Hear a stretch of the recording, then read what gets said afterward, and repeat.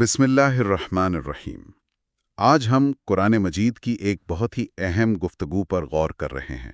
سورۃ البقرہ آیات 30 سے 39۔ جی بالکل، یہ آیات انسانیت کی کہانی کا ایک طرح سے نقطۂ آغاز ہے۔ آدم علیہ السلام کی تخلیق، خلافت کا تصور، اور فرشتوں کا مکالمہ، ابلیس کا انکار، جنت سے نکلنے کا واقعہ، اور پھر اللہ کی ہدایت کا وعدہ، یعنی بہت کچھ ہے ان آیات میں۔ جی ہاں، مقصد یہی ہے کہ ان واقعات کے پیچھے جو گہرے اسباق ہیں ان کو سمجھا جائے۔ تو آئیے شروع کرتے ہیں۔ اللہ تعالیٰ نے فرشتوں کو اپنے ایک ارادے سے آگاہ کیا، فرمایا کہ میں زمین پر ایک خلیفہ بنانے والا ہوں۔ جی آیت 30۔ اور فرشتوں کا رد عمل، وہ ایک سوال تھا، ایک استفسار کہ یا اللہ، کیا ایسی مخلوق جو زمین پر فساد کرے گی، خون بہائے گی؟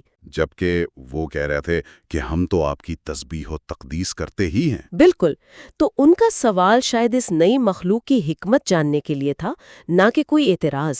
خلیفہ کا مطلب بھی سمجھنا ضروری ہے، یعنی نائب، ذمہ دار۔ اور اللہ تعالیٰ کا جواب مختصر مگر کتنا گہرا، انی عالم ما لا تعلمون، میں وہ جانتا ہوں جو تم نہیں جانتے۔ سبحان اللہ، اس میں اللہ کے علم کامل کا بیان ہے اور اشارہ ہے کہ آدم کی تخلیق میں ایسی حکمتیں ہیں جو فرشتوں کے علم میں نہیں، انسان کے اندر چھپی ہوئی صلاحیتیں۔ اچھا، تو ان صلاحیتوں کو ظاہر کرنے کے لیے اگلا قدم کیا تھا؟ اگلا قدم تھا علم۔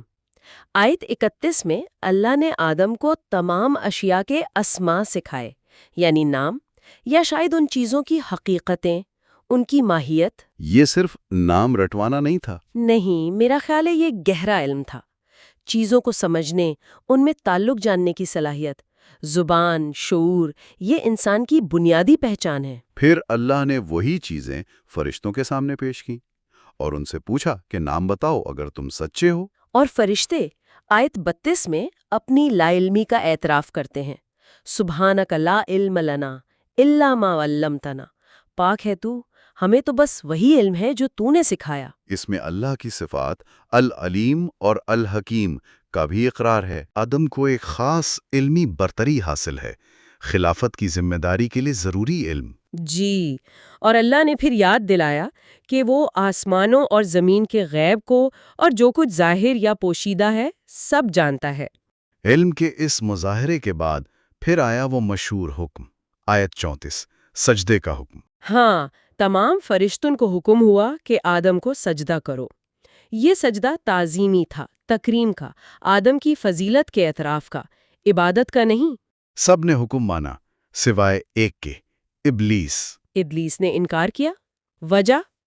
تکبر۔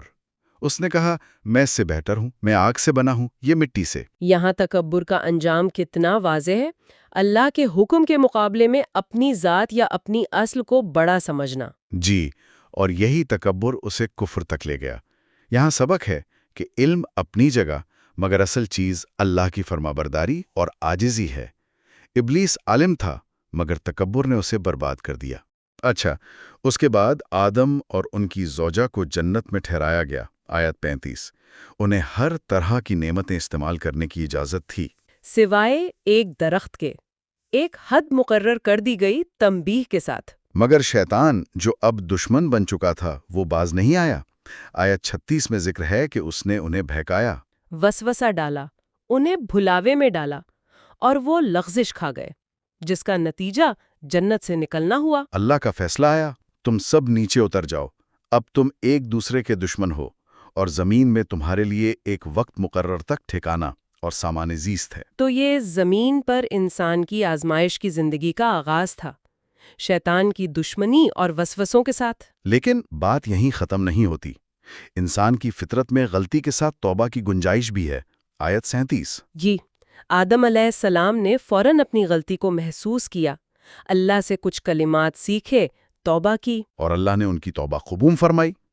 بے شک وہ التواب الرحیم ہے، بہت توبہ قبول کرنے والا، نہایت رحم کرنے والا۔ یہ بہت اہم نکتہ ہے۔ آدم کی لغزش اور توبہ اور ابلیس کا تکبر اور انکار، فرق واضح ہے۔ انسان خطا کرتا ہے مگر اللہ کی طرف پلٹ آتا ہے، تکبر توبہ کے راستے میں رکاوٹ بنتا ہے۔ تو پھر آیات 38 اور 39 میں زمین پر زندگی گزارنے کا ایک بنیادی اصول دیا گیا۔